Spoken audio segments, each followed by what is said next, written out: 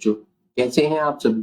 उम्मीद करता हूं कि आप सभी अच्छे होंगे और इसी उम्मीद के साथ स्वागत है आप सभी का आपके अपने YouTube चैनल ई ब्लैक बोर्ड में।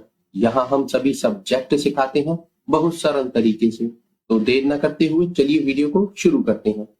बच्चों, इस वीडियो में हम कक्षा 7 की गणित विषय की प्रश्नावली 4.1 करेंगे और वह भी बच्चों नए सिलेबस के अनुसार, क्योंकि आप जानते हैं एनसीईआरटी ने आपके गणित का सिलेबस बदल दिया है। ठीक है, देखिए बच्चों, इस प्रश्नावली को शुरू करने से पहले इसका छोटा सा बेसिक कॉन्सेप्ट है, आपके लिए पहले उसे सीखना बहुत जरूरी है। तो पहले हम इसका बेसिक सीखेंगे, फिर अपने सवालों को करेंगे, क्योंकि यदि आप इसका बेसिक नहीं सीखेंगे तो आप इन सवालों को बिल्कुल भी नहीं कर पाएंगे। सारे सवाल आपके सर के ऊपर से निकल जाएंगे। ठीक है ना। तो चलिए, देखिए बच्चों, यहाँ आपको सिर्फ 4 चीजें सीखनी है और बहुत आसान होती है। आप में से बहुत से बच्चे तो उसे पहले से ही जानते होंगे, बस उनके नाम शायद ना जानते हो।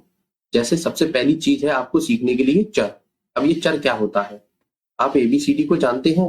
हाँ बिल्कुल, 7th क्लास में आ गए तो एबीसीडी तो जानते होंगे। तो बच्चों, ए से लेकर जेड तक की जितनी भी एबीसीडियां होती हैं, मतलब जितने भी अल्फाबेट होते हैं, वह सब हमारे चर के अंतर्गत आते हैं। समझे आप? चर पहचान गए? जैसे मैं किसी सवाल में आपको लिखा दिखेगा एक्स, तो ये आपका एक चर होगा। ठीक है, वाई दिखे, ये भी एक चर है। कहीं आपको ए दिखेगा, ये भी आपका एक चर होगा। पी दिखेगा, ये भी चर है। मतलब जितने भी आपको एबीसीडी या अल्फाबेट दिखेंगे सवाल के अंदर, वह सब हमारे चर कहलाएंगे। ठीक है, यानी कि आप चर को सीख गए। चलिए, अब दूसरी बात आती है अचर। ये क्या होती है? देखिए, गिनतियां जानते हैं? बिल्कुल जानते होंगे। तो जितनी भी हमारी गिनतियां होती हैं, 1 2 3 4 5 और इस तरीके से अनंत तक की सभी गिनतियां हमारी अचर कहलाती हैं। अब इनको चर और अचर नाम क्यों दिया गया है? देखिए, मैं आपको बताऊं। जैसे किसी भी प्रश्न में आपको एक्स दे दिया, वहां एक्स का मान कुछ और होगा। कहीं एक्स की वैल्यू आपको 2 दिखेगी, कहीं 20 दिखेगी, कहीं 50 दिख जाएगी। मतलब एक्स का जो मान है ना, बदलता रहेगा। ठीक है ना, इसीलिए अल्फाबेट को चर कहा जाता है। अब यही बात होती है अचर के साथ। अचर के मान कभी भी बदलते नहीं है। किसी भी प्रश्न में यदि 4 का मान 4 है तो वो 4 ही रहेगा, बदलेगा नहीं कभी भी। ठीक है ना, क्योंकि ये इनका मान नहीं बदलता, इसलिए इनको अचर कहते हैं। और जिनका मान बदलता रहता है उन्हें चर कहते हैं। ठीक है, आप दोनों चीजों को सीख गए। अब तीसरी बात आती है व्यंजक। व्यंजक किसे कहते हैं? देखिए, जब भी एक चर और अचर को किसी भी चिन्ह के साथ लिख दिया जाता है तो वह व्यंजक बन जाता है। जैसे हम एक कोई चर लेते हैं, मान लीजिए हमने लिया एक्स। ठीक है, ये हमारा एक चर हो गया। अब इसको किसी भी निशान के साथ लिखिए, कोई सा भी लिख सकते हैं। हमने लिखा प्लस का निशान। ठीक है, अब एक अचर लिख दीजिए, हम लिखते हैं 3। तो ये हो गया x प्लस 3। ठीक है, ये हमारा व्यंजक कहलाएगा। ठीक है, दूसरा लेते हैं। जैसे हमने लिया y, अब कोई दूसरा निशान माइनस का ले दिया, y माइनस, अब एक अचर और लिख देते हैं 5। तो ये भी हमारा व्यंजक हो गया y माइनस 5। ऐसे बहुत सारे व्यंजक हो सकते हैं। ठीक है ना, यानी कि अब व्यंजक को भी सीख गए। निशान होना चाहिए बच्चों, चाहे प्लस का हो, माइनस का हो, गुणा का भी निशान हो सकता है और भाग का भी। ठीक है, तो ये व्यंजक हो जाएंगे हमारे। चलिए, अब बात करते हैं बच्चों लास्ट, समीकरण किसे कहते हैं। देखिए, जैसे हम इस व्यंजक को नीचे उतारते हैं समीकरण की जगह पर, हमने लिखा x प्लस 3। ठीक है, ये तो अभी तो हमारा व्यंजक है। ठीक है, अब इसे हम समीकरण कैसे बनाएंगे? बस कुछ नहीं, इसके साथ बराबर का निशान लगाएंगे और बराबर के दूसरी ओर हम कोई संख्या लिख देंगे। जैसे मान लीजिए हमने लिखा यहाँ 7, तो ये हो गया x प्लस 3 बराबर 7। अब देखिए, बराबर के इस साइड ये बायां पक्ष कहलाएगा हमारा। ठीक है, कौन सा पक्ष कहलाएगा? बायां पक्ष। ठीक है, और बराबर के दूसरी तरफ ये दायां पक्ष कहलाएगा, दायां पक्ष। अब बच्चों, ये बाएं और दाएं पक्ष हो गए ना, तो यही हो गया हमारा समीकरण। x प्लस 3 बराबर 7, ये समीकरण हो गया। और जब तक बराबर के इधर वाली संख्या नहीं थी तब तक यह व्यंजक था। ठीक है, समझ में आया? यानी कि आप समीकरण को भी सीख गए हैं। अब देखिए, इसी को आपको कई कई जगह ये बायां पक्ष ना लिखकर आपको लिख दिया जाएगा LHS। ये क्या होता है? L का मतलब होता है लेफ्ट, यानी कि बायां। H का मतलब होता है हैंड और S का मतलब साइड, यानी कि लेफ्ट हैंड साइड, LHS। बराबर होगा किसके, आर एच और एस, यानी कि राइट हैंड साइड के। ठीक है बच्चों, आप इंग्लिश और हिंदी दोनों में सीखिए, क्योंकि आप बड़े होते जा रहे हैं तो आपको यह आना जरूरी है। ठीक है बच्चों, यदि आप इतना छोटा बेसिक कॉन्सेप्ट सीख गए तो आप यकीन मानिए इस प्रश्नावली को आधे से ज्यादा तो आप यहीं सीख गए। जो थोड़ी बहुत बची है ना, वो हम अपने प्रश्नों में सीख जाएंगे। चलिए अब चलते हैं अपने प्रश्नों पर। प्रश्न नंबर 1, निम्नलिखित समीकरण के अंतिम स्तंभ को पूरा कीजिए। अच्छा, ये जो समीकरण मतलब सारणी हमको दी है, इसका अंतिम स्तंभ आपको पूरा करना है। अंतिम स्तंभ क्या है, ये बताइए कि समीकरण संतुष्ट होती है या नहीं। हाँ या नहीं में उत्तर देने हैं। मतलब देखिए, ये आपको समीकरण दिया है x + 3 = 0। ठीक है, यहाँ आपको चर का मान भी दिया है x = 3। अब आपको क्या करना है, ये समीकरण है उसमें x की वैल्यू जो चर है उसका मान दिया है वो आपको रखना है और फिर समीकरण को सॉल्व करना है और फिर आपको देखना है कि ये समीकरण संतुष्ट होता है या नहीं। चलिए, बहुत आसान प्रश्न है। एक प्रश्न देखेंगे ना तो आप पूरी एक्सरसाइज को सीख जाएंगे इससे रिलेटेड। जैसे ये है समीकरण पहला है x + 3 = 0। ठीक है, अब x का मान क्या लेना है, ये हमारा 3। ठीक है, तो हम बच्चों x की जगह लिख देंगे 3 प्लस का निशान और 3 पहले से है। ठीक है, बराबर हो जाएगा 0। ठीक है, समझ में आया। बस सवाल उतारकर x की जगह हमने 3 लिखा है, बाकी की सारी चीजें वैसी की वैसी ही रहेंगी। ठीक है, अब इन दोनों को जोड़ दीजिए, 3 और 3 हो जाएंगे 6 और बराबर के इधर रहा 0। अब देखिए बच्चों, ये समीकरण संतुष्ट या असंतुष्ट कब होगा, जब यदि बराबर के दोनों पक्ष जो है ना वो एक समान संख्या के हो जाएंगे तो हमारा समीकरण संतुष्ट होगा। और यदि अलग अलग संख्याएं रहेंगी तो जो है समीकरण संतुष्ट नहीं होगा। अब देखिए, जैसे यहाँ 6 है, यहाँ 0, तो बताइए ये समीकरण संतुष्ट हुआ नहीं, क्योंकि इनके मान अलग अलग हैं। तो यहाँ हम लिख देंगे LHS, चाहे तो आप हिंदी में भी लिख सकते हैं। बायां पक्ष बराबर का निशान लगा के इस तरीके से काट देंगे, इसका मतलब होता है बराबर नहीं है। ठीक है, LHS बराबर नहीं है RHS के, इसलिए समीकरण संतुष्ट नहीं हो रहा। तो यहां सिर्फ हाँ या नहीं लिखना है, तो समीकरण संतुष्ट नहीं है तो हम लिखेंगे नहीं। ठीक है बच्चों, आप समझना, हो सकता है कि व्हाइट कलर पर ये थोड़ा सा ब्लू कलर अच्छे से नहीं चल रहा होगा, लेकिन आपको समझ में आ रहा है ये समीकरण संतुष्ट नहीं है और हमने यहाँ नहीं लिखा है। ठीक है, चलिए दूसरा करते हैं। x + 3 = 0। अब x की का मान क्या लेना है बच्चों, अब x की जगह हमें दूसरे प्रश्न में लेना है 0। ठीक है, तो x की जगह लिखेंगे हम 0 + 3 = 0। अब 3 और 0 को जोड़िए, 3 और 0 को जोड़ेंगे तो ये हो जाएगा 3। ठीक है, बराबर 0। अब देखिए, इधर 3 है, इधर 0 है, तो यह बराबर है या नहीं, नहीं, समीकरण संतुष्ट नहीं होगा। तो हम लिख देंगे LHS is not equal to, यानी कि बराबर नहीं है किसके, RHS के। अब देखिए, ये तो बराबर नहीं है, तो फिर यहां क्या लिखेंगे, नहीं। ठीक है, समीकरण संतुष्ट होता तो हाँ लिख देते। चलिए देखिए, तीसरा करेंगे। x + 3 = 0। अब x का मान क्या लेना है बच्चों, चर का मान, ये -3। ठीक है, तो x की जगह तो लिखेंगे -3 + 3 = 0।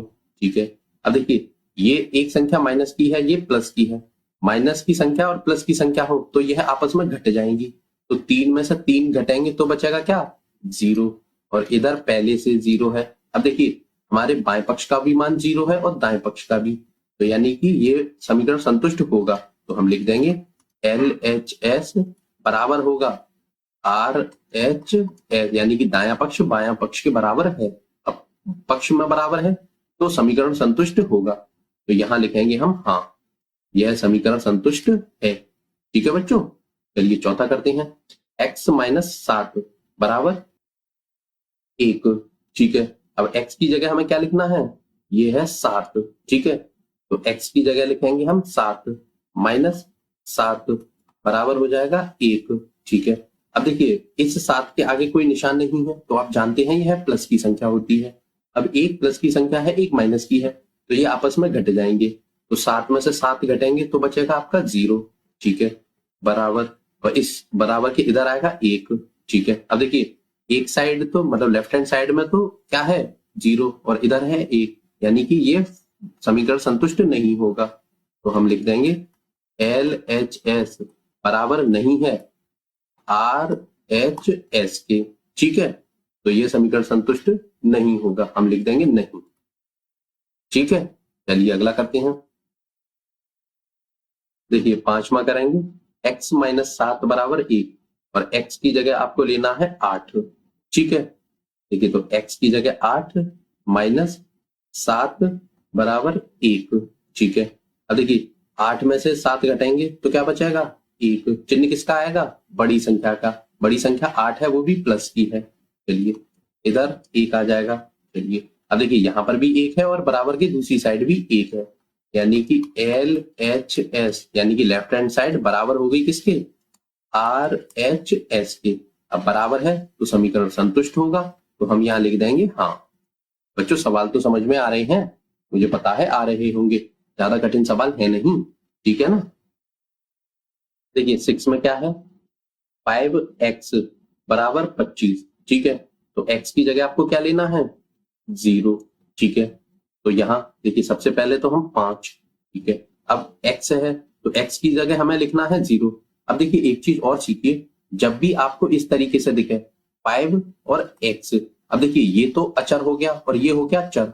अब जब भी चर और अचर एक साथ लिखे जाते हैं और इनके बीच में कोई भी निशान नहीं होता, तो बच्चों यहाँ गुणा का निशान होता है। किसका निशान होता है, गुणा का, जो कि हम लिखते नहीं है। जैसे प्लस की संख्या यदि शुरुआत में हो, उसके आगे प्लस का निशान नहीं लगाते, इसी तरीके से चर और अचर के बीच में यदि गुणा का निशान है तो वो नहीं लगाते। ठीक है ना, तो समझ गए आप। चलिए अब यहाँ 5 गुणा x है। ठीक है, तो गुणा, अब x की जगह हम क्या लिखेंगे, 0, जो x का मान है। चलिए बराबर हो जाएगा 25। ठीक है, अब देखिए 5 का गुणा 0 में करेंगे। 0 एक ऐसी संख्या है जिसका गुणा किसी के साथ भी किया जाए तो 0 उसे अपने जैसा बना लेती है। ठीक है, तो यहाँ आएगा 0, 5 का गुणा 0 से किया तो 0 बराबर आएगा 25। तो देखिए यहाँ 0 है, यहाँ 25 है, तो यह समीकरण संतुष्ट नहीं होगा। तो हम लिख देंगे LHS बराबर नहीं है किसके, RHS के, यानी कि बायां पक्ष दायां पक्ष के बराबर नहीं होगा। तो हम यहाँ सिर्फ, हमें तो नहीं लिखना है। ठीक है, हमने यहाँ नहीं लिख दिया। देखिए 7वां करेंगे, यहाँ पर क्या है, 5x बराबर 25। ठीक है, और अब इस x का मान क्या लेना है आपको, 5। ठीक है, तो लिखिए 5 गुणा x की जगह 5। ये बच्चों गुणा का निशान है, इसे x मत समझ लेना। ठीक है, चलिए बराबर 25। अब देखिए 5 का गुणा 5 से, 5 25, और इधर बराबर के भी 25। अब देखिए यहाँ पर भी 25 है और यहाँ पर भी। ठीक है, यानी कि दोनों पक्ष हमारे बराबर हो गए। तो हम लिख देंगे LHS बराबर है RHS के। बच्चों हम यहाँ LHS और RHS लिख रहे हैं, आपकी मर्जी है, लिखना चाहें तो यही लिख सकते हैं और चाहें तो आप हिंदी में बायां पक्ष बराबर दायां पक्ष लिख सकते हैं। अब आपके ऊपर है कि आप क्या लिखेंगे। ठीक है, जब बराबर है तो यहाँ समीकरण संतुष्ट होगा और हम लिख देंगे हाँ, क्योंकि यहाँ तो सिर्फ हाँ और नहीं में ही आंसर देना है। ठीक है, अब इसे कीजिए 8वां, 5x बराबर 25 और x की जगह अब आपको लेना है -5। ठीक है, तो देखिए 5, अब गुणा का निशान, अब आपको लेना है -5। देखिए बच्चों मैथ में कभी भी दो चिन्ह एक साथ नहीं लिखे जाते। यदि ऐसी कंडीशन आ भी जाती है तो हम एक चिन्ह को ब्रैकेट के अंदर लिख देते हैं। ठीक है, तो अब इसको हम -5 को ब्रैकेट के अंदर लिखेंगे, क्योंकि ये जो गुणा है और माइनस एक साथ नहीं लिख सकते। ठीक है, इस चीज का ध्यान रखना वरना गड़बड़ हो जाए आपका सवाल। 5 का गुणा 5 से कर दीजिए, 5 25। अब देखिए ये 5 प्लस के हैं, ये माइनस के हैं। प्लस और माइनस का जब भी गुणा होता है तो संख्या माइनस में आती है। ठीक है, बराबर 25। अब देखिए यहाँ पर भी 25 है और यहाँ पर भी 25 है, संख्या तो बराबर है लेकिन चिन्ह अलग है। ये माइनस का चिन्ह है, ये प्लस का है, तो समीकरण संतुष्ट नहीं होगा, याद रखना, वरना आप कंफ्यूज हो जाए संख्या को देखकर, आप समीकरण को संतुष्ट बता दें। ठीक है, LHS बराबर नहीं है RHS के, तो यहां लिखेंगे हम नहीं। ठीक है, चलिए अगला करते हैं। देखिए 9वां है M/3 बराबर 2। ठीक है। अब m की जगह आपको क्या लेना है, m बराबर -6। ठीक है, लिखते हैं। देखिए m की जगह तो हम लिखेंगे -6/3 बराबर 2। चलिए अब देखिए 3 से 6 कट जाएगा कितनी बार, 2 बार। तो यहां बचा हमारा -2 और इधर बचा 2 प्लस के। अब देखिए ये बराबर है नहीं, क्योंकि एक माइनस के हैं एक प्लस के हैं, तो समीकरण संतुष्ट नहीं होगा। हम लिख देंगे LHS बराबर नहीं है RHS के, यानी कि बायां पक्ष दायां पक्ष के बराबर नहीं है। तो यहां भी लिख दीजिए नहीं। ठीक है बच्चों, चलिए अब देखिए 10वां करते हैं। m/3 बराबर 2 और m की जगह आपको क्या लेना है, 0। ठीक है, तो m की जगह 0/3 बराबर 2। अब देखिए 3 का भाग 0 में दीजिए। यदि आप 3 का भाग 0 में देते हैं तो आपको मिलेगा 0। ठीक है, बराबर 2। अब देखिए इधर 0 है इधर 2 है, तो समीकरण संतुष्ट होगा नहीं, क्योंकि अलग अलग संख्याएं हैं। LHS बराबर नहीं है RHS के, तो यहां भी लिख देंगे हम नहीं। ठीक है, चलिए अगला करते हैं। देखिए 11 है, m/3 बराबर 2। अब आपको m की जगह क्या लिखना है, 6। ठीक है, तो लिखिए m की जगह 6/3 बराबर 2। ठीक है, 3 से 6 काट दीजिए, 3 दूनी 6, 2 बार कट गया। ठीक है, तो लेफ्ट हैंड साइड में आया 2 और राइट में पहले से ही था 2। अब देखिए यहां पर भी 2 है और यहां पर भी 2 है, तो यह समीकरण संतुष्ट हो जाएगा। हम लिख देंगे LHS बराबर है इसके दाएं पक्ष यानी कि RHS के। ठीक है बच्चों, तो यहां पर भी लिख दीजिए हाँ, समीकरण संतुष्ट हो रहा है। बच्चों सवाल तो समझ में आ रहा है आपको, बहुत आसान प्रश्न है, मुझे उम्मीद है आप समझ चुके होंगे। प्रश्न नंबर 2 क्या है कि जांच कीजिए कि कोष्टक में दिए हुए मान दिए गए संगत समीकरण के हल है या नहीं। अच्छा, देखिए इसका पहला है कि n+5 बराबर 19 और आपको n का मान भी दिया है n बराबर 1। अब आपको ये देखना है कि आप n की जगह 1 लिखेंगे फिर आपका समीकरण संतुष्ट हो रहा है या नहीं। जैसा पहला प्रश्न था बस वैसा ही है। ठीक है, चलिए करते हैं। देखिए हम n+5 की जगह लिख देंगे 1, तो n की जगह लिख दिया 1+5 बराबर 19। ठीक है, अब 5 और 1 को जोड़ेंगे तो 5 और 1 होते हैं 6 बराबर हो जाएगा 19। अब देखिए यहाँ 6 है यहाँ 19 है, तो समीकरण संतुष्ट हुआ नहीं हुआ। यदि बराबर नहीं है तो नहीं होगा, तो लिख देंगे हम LHS बराबर नहीं है RHS के। ठीक है, और यहां लिखेंगे n बराबर 1 समीकरण का हल नहीं है। ठीक है बच्चों, चलिए बी करते हैं। 7n+5 बराबर 19 और n की जगह आपको क्या लेना है, -2। ठीक है, करते हैं। देखिए सबसे पहले 7, अब n की जगह -2 लिखना है। 7 और n के बीच में आप जानते हैं गुणा का निशान होगा, तो लगा दीजिए गुणा का निशान। ठीक है ना, चलिए अब दो चिन्ह एक साथ नहीं लिखेंगे, तो ब्रैकेट में लिखेंगे -2 +5 बराबर 19। ठीक है, कैसे लिखा समझ गए आप। चलिए अब 7 का गुणा 2 से कीजिए, 7 दूनी 14। चिन्ह किसका आएगा, एक माइनस है एक प्लस है, तो माइनस का। ठीक है, +5 बराबर 19। अब 14 में से 5 जुड़ेंगे घटेंगे, घटेंगे, क्योंकि एक माइनस की संख्या और एक प्लस की संख्या हो, विपरीत चिन्ह हो तो संख्याएं घटती हैं। तो आप 14 में से 5 घटाएंगे तो बचेंगे 9। अब चिन्ह किसका आएगा, चिन्ह हमेशा बड़ी संख्या का आता है, बड़ी संख्या है 14, तो माइनस का। अच्छा, बराबर 19। देखिए यहाँ 9 है यहाँ 19 है, समीकरण संतुष्ट हुआ नहीं, तो आप लिख दीजिए LHS बराबर नहीं है RHS के। ठीक है, अब यहाँ वो भी लिख दीजिए। हम लिखेंगे n बराबर -2 समीकरण का हल नहीं है। ठीक है बच्चों, चलिए अगले पर चलते हैं। देखिए सी को करेंगे। 7n+5 बराबर 19 और n की जगह अब आपको क्या लेना है, 2। ठीक है, तो सबसे पहले 7 फिर गुणा का निशान फिर n की जगह 2 +5 बराबर 19। ठीक है, सवाल हो गया हमारा तैयार। अब गुणा भाग कर लीजिए। देखिए 7 का गुणा 2 से 7 दूनी 14, फिर प्लस के ये 5 आ जाएंगे, ठीक है, बराबर के 19। ठीक है, 14 और 5 आपस में जुड़ जाएंगे क्योंकि दोनों प्लस के हैं, तो ये हो जाएंगे 14 5 19 और बराबर इधर भी 19। देखिए इधर भी 19 है और इधर भी, मतलब दोनों पक्षों में 19 हो गए, तो ये समीकरण संतुष्ट हो जाएगा, यानी कि ये इसका हल है। तो LHS बराबर है RHS के। ठीक है, चलिए यहां हम लिखेंगे कि n बराबर 2 समीकरण का हल है। ठीक है बच्चों, सवाल तो समझ में आ रहे हैं, मुझे उम्मीद है आ रहे होंगे।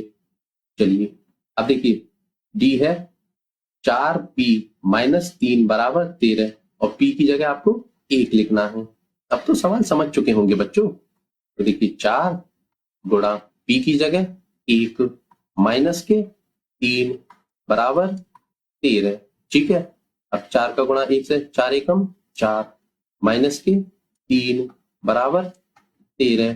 ठीक है, 4 और 3 जुड़ेंगे घटेंगे, घटेंगे क्योंकि अलग अलग चिन्ह है, 4 प्लस के हैं 3 माइनस के हैं, तो 4 में से 3 गए तो बचा 1, चिन्ह किसका आएगा, बड़ी संख्या यानी कि 4 का प्लस का, बराबर 13।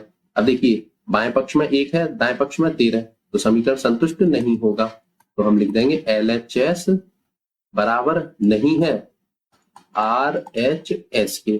ठीक है, तो हम लिखेंगे कि P बराबर 1 समीकरण का हल नहीं है। ठीक है बच्चों, चलिए ई करते हैं। 4p माइनस 3 बराबर 13 और p की जगह आपको क्या लेना है इस बार, माइनस के 4। ठीक है, लेंगे। देखिए 4 फिर गुणा का निशान, अब ये माइनस के हैं तो ब्रैकेट में लिखेंगे माइनस के 4। ठीक है, अब माइनस के 3 बराबर 13। ठीक है, 4 का गुणा 4 से कीजिए, 4 चौक 16, चिन्ह किसका आएगा, एक माइनस और एक प्लस, तो माइनस का। ठीक है, अब ये माइनस के 3 आ जाएंगे बराबर 13। अब देखिए 16 भी हमारे माइनस के हैं और 3 भी माइनस के हैं, माइनस और माइनस की संख्याएं तो आपस में जुड़ जाती हैं। ठीक है, तो 16 और 3 हो जाएंगे 19 और चिन्ह किसका आएगा, माइनस का। ठीक है, याद रखना इस चीज को, माइनस और माइनस की संख्या आपस में जुड़ जाती है, चिन्ह माइनस का ही आता है। ठीक है, बराबर 13। अब देखिए इधर माइनस के 19 है, इधर प्लस के 13 है, क्या यह समीकरण संतुष्ट हुआ, नहीं, क्योंकि दोनों पक्ष बराबर नहीं है, तो हम लिखेंगे LHS बराबर नहीं है RHS के। ठीक है, और यहां लिखेंगे कि P बराबर -4 समीकरण का हल नहीं है। चलिए अगला करते हैं। देखिए 4p माइनस 3 बराबर 13 और p बराबर अब आपको लेना है 0। ठीक है, तो 4 गुणा p की जगह 0 माइनस के 3 बराबर 13। ठीक है, चलिए अब 4 का गुणा 0 से कीजिए, तो 0 इसे अपने जैसा बना लेगा, यानी कि 0 माइनस के 3 बराबर 13। अब देखिए 0 में से 3 घटाइए तो कितना बचेगा, माइनस के 3 ही बच जाएंगे। ठीक है, बराबर आएगा 13। अब देखिए इधर 3 है माइनस के, इधर 13, तो समीकरण संतुष्ट हुआ, नहीं, तो लिख दीजिए LHS बराबर नहीं है RHS के, और यहां लिख देंगे हम कि P बराबर 0 समीकरण का हल नहीं है। अच्छा बच्चों, एक बात बताइए, सवाल तो आपको समझ में आ रहे हैं और वीडियो पसंद आ रही है। यदि वीडियो पसंद आ रही है तो प्लीज इस वीडियो को लाइक कर दीजिए और चैनल को सब्सक्राइब करना बिल्कुल मत भूलिए। पता है मैं ऐसा क्यों बोल रहा हूँ, यदि आप चैनल को सब्सक्राइब कर लेंगे तो मैं जब भी कोई नई वीडियो बनाऊंगा, रोज ही बनाता रहता हूँ, तो उसका नोटिफिकेशन सबसे पहले आपके पास पहुंचेगा और आप उस वीडियो को सबसे पहले देखकर अपना मैथ अच्छा कर पाएंगे। और ना सिर्फ मैथ, एक बात और आपकी जानकारी के लिए बता दूं, अभी तो आप क्लास 7th में हैं, जैसे जैसे आपकी क्लासेस बढ़ती जाएंगी वैसे वैसे इसी चैनल ई ब्लैक बोर्ड चैनल पर आपको कक्षा 12 तक के सभी सब्जेक्टों की ट्यूशन बनने वाली है, वो भी फ्री में। अब इतनी सारी ट्यूशन हम आपको फ्री में दे रहे हैं, तो छोटा सा ही तो काम करने के लिए बोल रहे हैं। आपके वीडियो के नीचे जो सब्सक्राइब का बटन है उसे दबा दीजिए और उसके बगल में जो घंटी का निशान है उसे दबाकर ऑल पर क्लिक कर दीजिए। ठीक है बच्चों। अच्छा एक बात और बच्चों, हमने अब तक जितनी भी वीडियो बनाई है वो प्लेलिस्ट बनाकर उसमें डालते जा रहे हैं। आप YouTube पर हमारी वीडियो को हमारी प्लेलिस्ट में जाकर देख सकते हैं, ठीक है ना। चलिए अगले प्रश्न पर चलते हैं। प्रश्न नंबर 3, प्रयत्न और भूल विधि से निम्नलिखित समीकरणों को हल कीजिए। अच्छा, मतलब देखिए बच्चों, आपको करना क्या है कि ये जो प्रश्न है, ये समीकरण आपको दिया है, इसको हल करना है। और कैसे हल करना है, यहाँ आपको जो चर है उसका मान नहीं दिया, मतलब p का मान आपको दिया नहीं है, ये मान आपको खुद ढूंढना है। अब कैसे ढूंढेंगे, आप p की जगह कुछ भी संख्या लिखिए, आप अपने आंसर तक 1, 2 या 3 सवाल में पहुंच ही जाएंगे, ठीक है ना। बस आपको p का मान निकालना है। अब तक सवालों में ये देते थे हमें p बराबर या x बराबर, लेकिन इस बार नहीं दिया, अब हमें खुद ढूंढना है। वो हमको यहाँ सोचना सिखा रहा है, मतलब बुक वाला है ना, वो हमको यहाँ सोचना सिखा रहा है। चलिए सोचते हैं। देखिए p का मान नहीं दिया, हम यहाँ कुछ भी मान सकते हैं, जैसे p बराबर हम 1 लिख देंगे, ठीक है। तो p बराबर 1 रखने पर, चलिए देखिए 5 गुणा p की जगह हमने क्या माना है 1 प्लस 2 बराबर 17, ठीक है। 5 का गुणा 1 से 5 एकम 5 प्लस 2 बराबर 17, ठीक है। 5 और 2 जोड़िए 7 बराबर 17, मतलब p बराबर 1 रखने पर समीकरण संतुष्ट नहीं हुआ। हम लिख देंगे कि LHS बराबर नहीं है किसके, RHS के, ठीक है। अब देखिए 1 से समीकरण संतुष्ट नहीं हुआ तो कुछ भी लिख दीजिए, 2 लिख दीजिए या 3। चलिए p बराबर 2 लिखते हैं, तो p बराबर 2 रखने पर, ठीक है। अब सवाल क्या है, p सॉरी 5p प्लस 2 बराबर 17, ठीक है। 5p की जगह 2 प्लस 2 बराबर 17, ठीक है। 5 का गुणा 2 से 5 दूनी 10 प्लस 2 बराबर 17, ठीक है। 10 और 2 कितने होते हैं 12, और इधर आ जाएगा 17। देखिए ये भी समीकरण संतुष्ट नहीं हुआ, LHS बराबर नहीं है किसके, RHS के, मतलब 2 रखने पर भी समीकरण संतुष्ट नहीं हुआ। चलिए 2 की जगह 3 लिखते हैं, तो हम लिखेंगे p बराबर 3 रखने पर, ठीक है बच्चों। चलिए अब देखिए सवाल था 5p प्लस 2 बराबर 17, ठीक है। अब 5 की जगह 5, p की जगह 3 प्लस 2 बराबर 17, ठीक है। 5 का गुणा 3 से कीजिए, 5 दिया 15 प्लस 2 बराबर 17, 15 और 2 जोड़िए, 15 और 2 होते हैं 17 और बराबर 17। देखिए ये भी 17 है और ये भी, मतलब दोनों पक्ष में हमारे 17 आ गए, यानी कि p बराबर 3 यदि रखते हैं तो हमारा समीकरण संतुष्ट हो जाएगा, ठीक है। और यही इसका हल हो जाएगा। तो यहां लिख देंगे हम कि p बराबर 3 समीकरण का हल होगा, ठीक है। मतलब p बराबर 3 समीकरण का हल होगा, यानी कि सवाल होता है सॉल्व। चलिए इसी का दूसरा करते हैं। देखिए इसमें भी वही है कि हमको m का मान नहीं दिया, ये जो 3m माइनस 14 बराबर 4 है ना, तो यहाँ m का मान नहीं दिया। अब आपको m का मान खुद ही सोचना है, तभी आपकी प्रयत्न एवं भूल विधि कहलाएगी, ठीक है। चलिए इसे भी करते हैं। देखिए यहाँ हमको पहले तो हमने 1 से शुरुआत की थी, चलिए यहाँ 2 से करते हैं। हम लिखेंगे कि m बराबर 2 रखने पर, ठीक है। आप चाहे तो 1 भी लिख सकते हैं, आपकी मर्जी है। देखिए 3 और m की जगह क्या लिखेंगे 2 माइनस 14 बराबर 4, ठीक है। 3 का गुणा 2 से 3 दूनी 6 माइनस के 14 बराबर 4, ठीक है। अब देखिए ये प्लस के हैं, ये माइनस के हैं, तो आपस में घट जाएंगे। तो 14 में से आप 6 घटाएंगे तो बचेंगे 8, चिन्ह किसका आएगा, बड़ी संख्या यानी कि माइनस का, बराबर 4। अब देखिए ये 8 है माइनस के, ये 4 है, तो ये समीकरण का संतुष्ट नहीं कर पा रहे, तो LHS बराबर नहीं है RHS के, ठीक है। चलिए अब m बराबर 2 रखकर तो नहीं हुआ बच्चों, अब m बराबर कुछ और लिख दीजिए, 4 लिखते हैं, तो m बराबर 4 रखने पर, ठीक है, सवाल उतारिए। 3m माइनस 14 बराबर 4, ठीक है, 3m की जगह 4 लिखेंगे, माइनस 14 बराबर 4, ठीक है। अब देखिए 4 का 3 से गुणा, तो 4 दिया 12, माइनस 14 बराबर 4, ठीक है। अब देखिए 12 में से 14 घटाने पड़ेंगे, तो बचेंगे हमारे पास 2 और माइनस के, क्योंकि 14 माइनस की है और वो बड़ी संख्या है, ठीक है, तो इधर आ जाएंगे 4। अब देखिए ये भी समीकरण संतुष्ट नहीं हुआ, तो LHS बराबर नहीं है RHS के, ठीक है। m बराबर 4 रखने पर भी समीकरण का हल नहीं हुआ। अब इस बार 6 रखते हैं, तो m बराबर 6 रखने पर, ठीक है।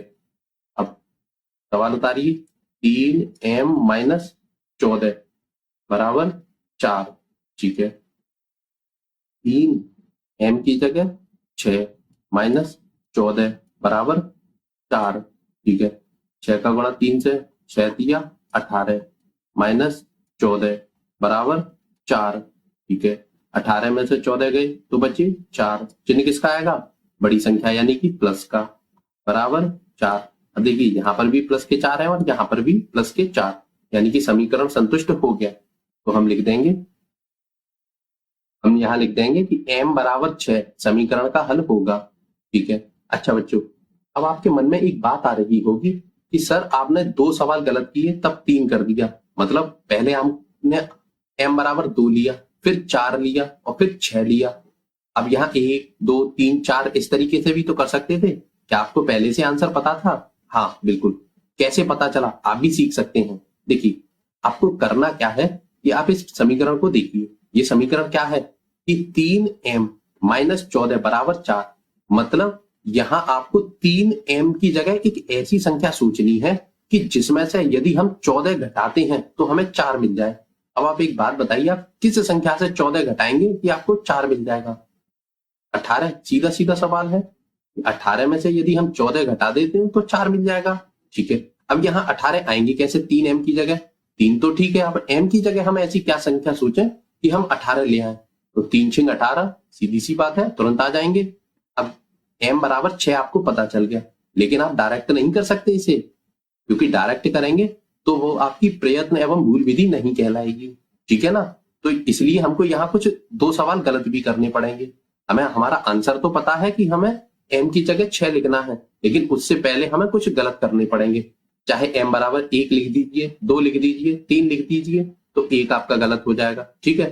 फिर दूसरा भी आपको गलत करना है, तब तीसरा कहीं जाके आपको सही लिखना पड़ेगा, तभी आपकी यह प्रयत्न एवं भूल विधि कहलाएगी, ठीक है बच्चों।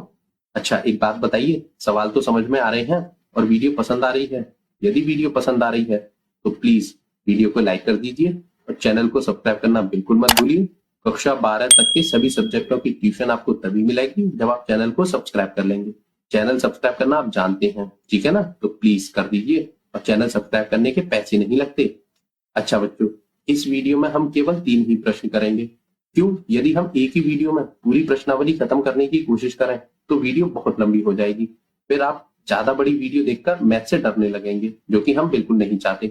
हम चाहते हैं कि हमसे जुड़ने वाले सारे बच्चों को मैथ बहुत आसान लगे और बहुत अच्छे से समझ आए, तो इसलिए मैथ को छोटी छोटी वीडियो में ही सीखिए, ठीक है ना। चलिए, अच्छा बच्चों, हमने जितनी भी वीडियो बनाई है ना अब तक, वो नीचे प्लेलिस्ट में डालते जा रहे हैं, आप वहां से अपनी 7th क्लास की सभी मैथ की वीडियो को देख सकते हैं, ठीक है ना। चलिए, अब मिलते हैं अगली वीडियो में इससे आगे के प्रश्नों के साथ, तब तक के लिए बहुत बहुत धन्यवाद, गुड बाय।